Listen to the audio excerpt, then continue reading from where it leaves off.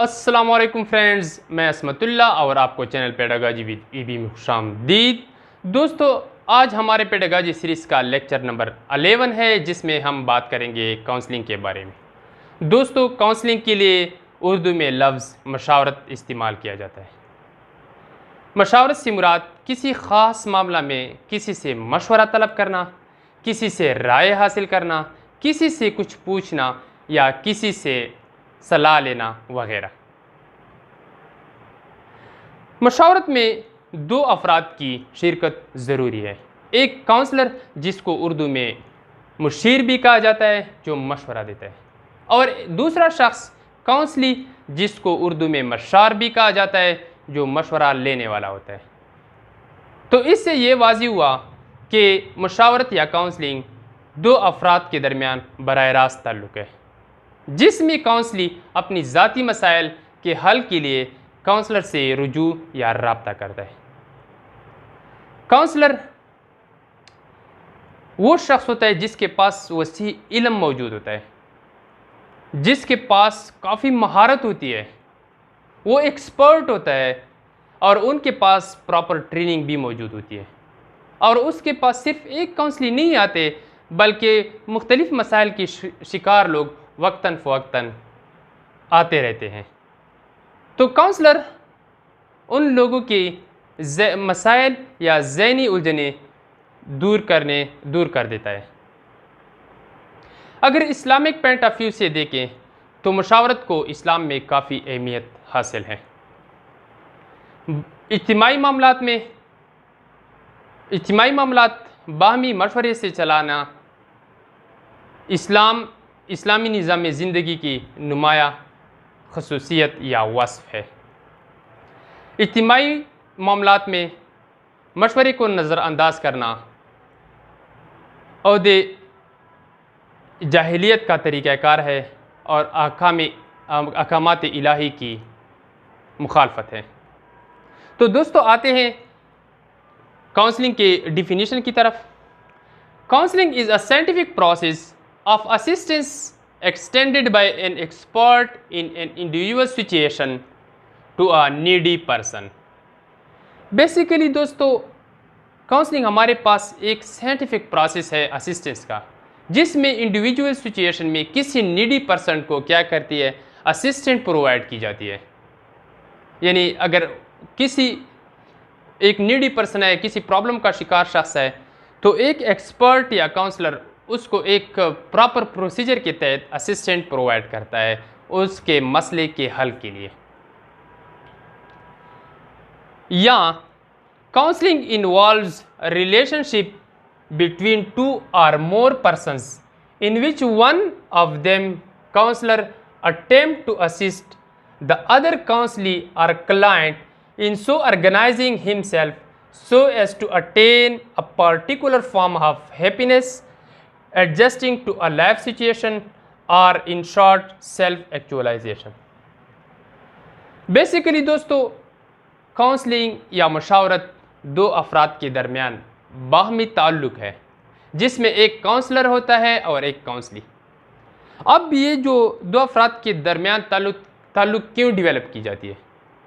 वो इसलिए कि एक शख्स किसी प्रॉब्लम का शिकार है और वो ज़िंदगी में खुशी हासिल नहीं कर पा रहा, तो जब तक उसका ये प्रॉब्लम हल नहीं होगा तब तक वो खुशी हासिल नहीं कर सकता लाइफ में। तो इस खुशी के हासिल करने के लिए और प्रॉब्लम को सॉल्व करने के लिए ये रिलेशन डेवलप की जाती है। इसी तरह एक शख्स पर्टिकुलर सिचुएशन में एडजस्ट नहीं हो पा रहा, तो उस पर्टिकुलर सिचुएशन में एडजस्टमेंट के लिए ये रिलेशनशिप क्या होती है, डेवलप की जाती है। या अगर हम मुख्तसरन ये कह सकते हैं कि कोई भी फ़र्द अगर अपने आप को सेल्फ एक्चुअलाइज्ड बनाना चाहता है, तो वो क्या करता है, ये रिलेशन डेवलप करता है किसी काउंसलर के साथ। अब दोस्तों, जो काउंसलिंग है उसमें हमारा फोकस क्या होता है, प्रॉब्लम नॉट द इंडिविजुअल। यानी focus of counselling is not the individual but the problem. और जो काउंसलर होता है वो हमारे पास एक एक्सपर्ट होता है, एक प्रॉपरली ट्रेंड पर्सन होता है, दोस्तों, काउंसलिंग हमारे पास ये नहीं है कि कोई शख्स किसी से अपॉइंटमेंट लेके किसी काउंसलर के साथ मुलाकात करता है, काउंसलर उसके मसाइल सुनता है और उनके मसाइल को हल करता है, बल्कि काउंसलिंग के हमारे पास मुख्तलिफ फार्मेट्स हो सकते हैं। मुख्तलिफ फार्मेट्स में हमारे पास काउंसलिंग हो सकता है। That is different formats of counselling, जिसमें हमारे पास नंबर फर्स्ट है in person counselling. In person counselling basically face to face होती है, यानी इसमें फेस टू फेस सेशन रखे जाते हैं।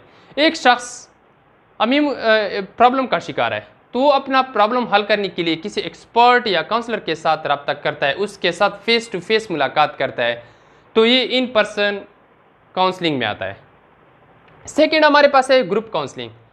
अब हमारे पास काउंसलिंग ग्रुप की फॉर्म में भी हो सकती है, यानी एक ही मसला के मुख्तलिफ लोग जब एक ही मसला की शिकार मुख्तलिफ लोग जब इकट्ठे हो जाएं और वो किसी एक्सपर्ट या काउंसलर के साथ रब्ता करते हैं अपने मसले के हल के लिए, तो ये ग्रुप काउंसलिंग की कैटेगरी में आता है।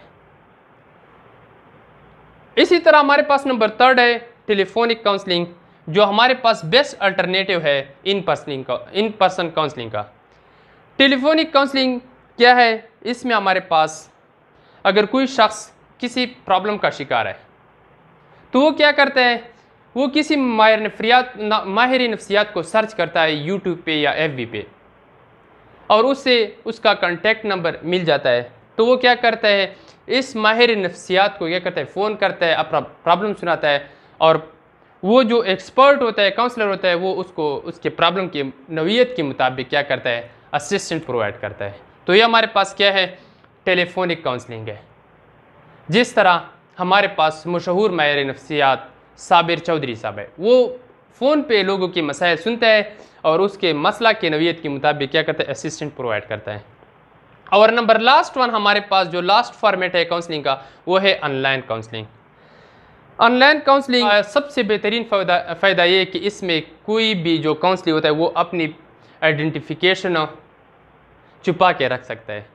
यानी अगर कोई काउंसलिंग किसी शख्स को प्रॉब्लम है और वो चाहे कि मेरी आइडेंटिफिकेशन एक्सपोज ना हो जाए काउंसलर को, तो इसके लिए हम ऑनलाइन काउंसलिंग इस्तेमाल करते हैं, जो आजकल बहुत पॉपुलर भी है। मिसाल के तौर पर एक काउंसलिंग है जिसको जो एक प्रॉब्लम का शिकार है, तो वो क्या करता है, अपने काउंसलर को ईमेल करता है।